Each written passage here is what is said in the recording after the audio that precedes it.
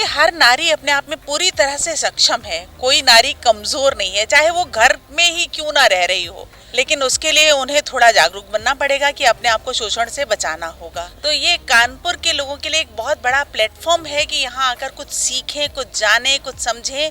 INF Indian news frequency, इस वक्त हम मौजूद हैं कानपुर लिटरेचर फेस्टिवल में और हमारे साथ एक लेखिका हैं वीना उदय जी।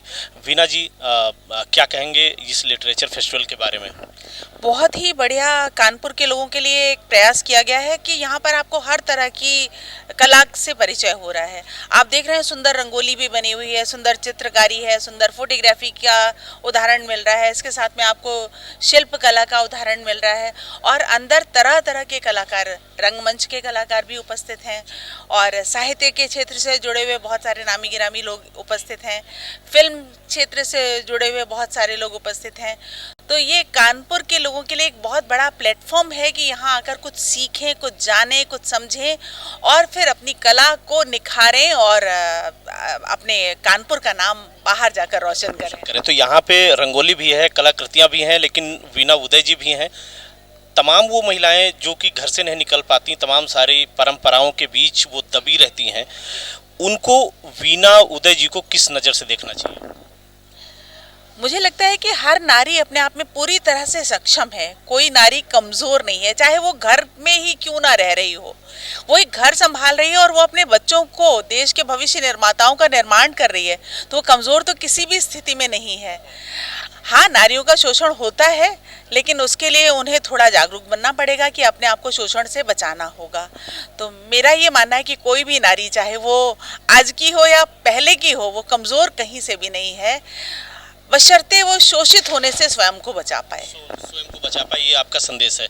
वीना जी, चूँकि आप अपने विषय में भी थोड़ा सा बता दीजिए कि किन किन कलाकृतियों को आपने बाहर निखारा है, कितनी किताबें आपने लिखी हैं और क्या उपलब्धियाँ रही हैं? जी, मैं 4 पुस्तकें लिख चुकी हूँ। मेरा पहला जो काव्य संग्रह था द्रौपदी उठो शीर्षक से आया था और उसमें मैंने वो नारी सशक्तिकरण पे था, तो मैंने उसमें नारियों को संदेश देने का प्रयास किया है कि आप अपने आप को अबला मत समझें, आप अपनी सुरक्षा के लिए दूसरों का मुंह ना ताकें, आप अपनी सुरक्षा की जिम्मेदारी, अपने आगे बढ़ने की जिम्मेदारी स्वयं उठाएं, क्योंकि आप स्वयं में सक्षम है। आप अपने लिए लड़ना सीखें और आप अपनी जिम्मेदारियों को खुद उठाना सीखें। जैसे हमारे देश में क्या होता है, महिलाएं जो पुरुषों की ओर ताकती हैं कि तुम मेरा बैग ला दो, तुम मुझे ले चलो, तो आप स्वयं अपने आप में आत्मनिर्भर हैं।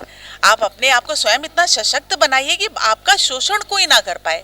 हाँ, छोटी छोटी बच्चियों के साथ दुर्व्यवहार होता है, दुराचार होता है, तो उसके लिए हम सबको मिलकर प्रयास करना होगा। ऐसी स्थिति में हमें उनकी रक्षा का संकल्प लेना है, लेकिन बाकी हमारी बेटियां जो है वो स्वयं अपनी रक्षा का संकल्प उठाएं और वो आज ये सिर्फ कानपुर में नहीं है, देश के बाहर, कानपुर के बाहर और विदेशों में भी वो नौकरी कर रही है।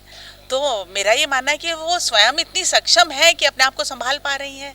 तो मैं हर बेटी से यही कहना चाहूँगी कि तुम अपनी रक्षा का संकल्प स्वयं उठाओ और खूब आगे बढ़ो, खूब आगे बढ़ो, कहीं से भी नारी कमज़ोर ना कहलाए, कमज़ोर ना रह जाए। नई पुस्तक आपकी कौन सी आई है अभी? मेरी पुस्तक नई निनाद आई है, जिसका भी लोकार्पण होना है और उसमें भी मैंने सामाजिक मुद्दों पर अपने प्रश्न उठाए हैं, किस तरह से उनका समस्या का समाधान किया जाना चाहिए, ऐसा कुछ कहा है। कुछ उसमें जो रंग बिरंगे गीत भी हैं, कुछ मनोहारी गीत भी हैं, प्रेम गीत भी हैं, तो वो विविधता में रंगी हुई पुस्तक है।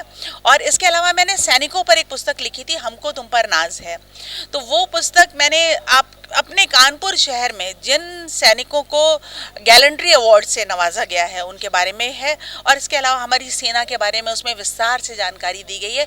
तो बहुत उपयोगी संग्रहणीय पुस्तक है, जिसको मुझे लग रहा है कि सेना में रुचि रखने वाले हर व्यक्ति को अपने पास रखना चाहिए। बहुत बहुत धन्यवाद हमसे बातचीत करने के लिए। फिलहाल इनकी किताबों में कविता भी है, संदेश भी है और उठो द्रौपदी जैसा यलगार भी है। कैमरा पर्सन संध्या के साथ अशोक कुमार, INF कानपुर।